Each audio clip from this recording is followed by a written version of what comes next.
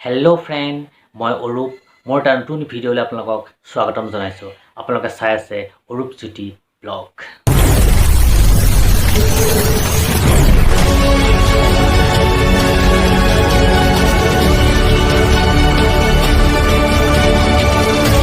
যোৱা 5 অক্টোবৰ বুধবাৰে মহাপুৰুষ শ্ৰীমন্ত শংকৰদেৱৰ 574 সংখ্যক জন্ম উৎসৱভাগী ঢেকিলাগাঁও বুঢ়ানামঘৰত অনুষ্ঠিত কৰা হয়। এই উৎসৱভাগী 9খন গাঁৱৰ সমূহ ৰাইজ একত্ৰিত হৈ পালন কৰা হয়। এই উৎসৱভাগী পুৱা উষা কীৰ্তন আৰম্ভ কৰা হয় আৰু 9খন গাঁও ভাগত ভ্ৰমণ কৰা হয়। এই ভাগত ভ্ৰমণৰ লগত সংগতি ৰাখি এক সাংস্কৃতিক শোভাযাত্ৰা উলিওৱা হৈছিল। খুব সুন্দৰ হৈছিল। আহক আমি ভিডিঅ' আৰম্ভ কৰোঁ আৰু শোভাযাত্ৰাৰ লগতে ভাগত ভ্ৰমণৰ কিছু অংশ চাওঁ।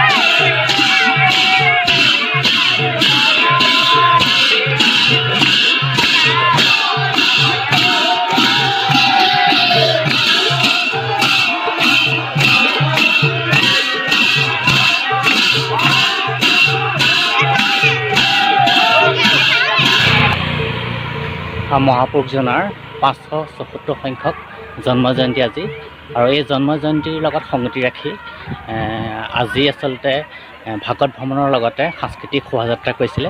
খুব সুন্দৰ এটা সাংস্কৃতিক শোভাযাত্ৰা হৈছিলে।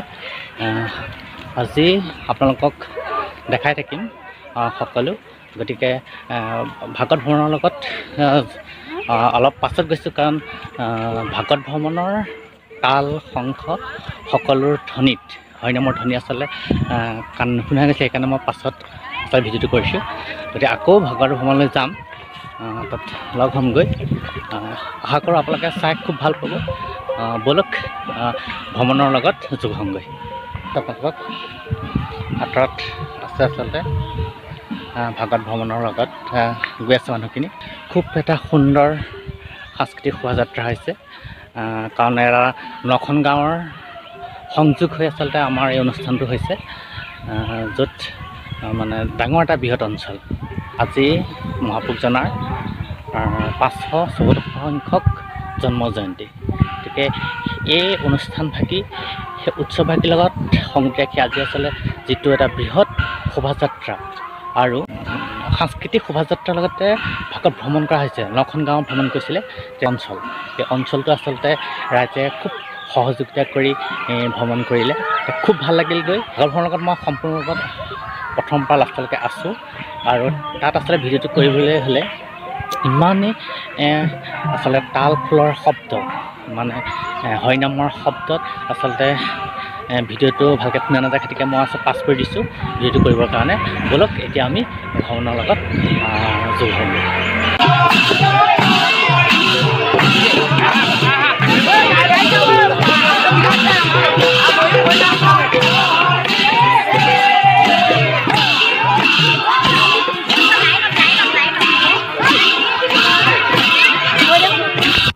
আজি আচলতে ভাগৱত ভ্ৰমণ কৰি থকাৰ অৱস্থাত খুব সুন্দৰ এটা পৰিৱেশ দেখা পাইছিলোঁ।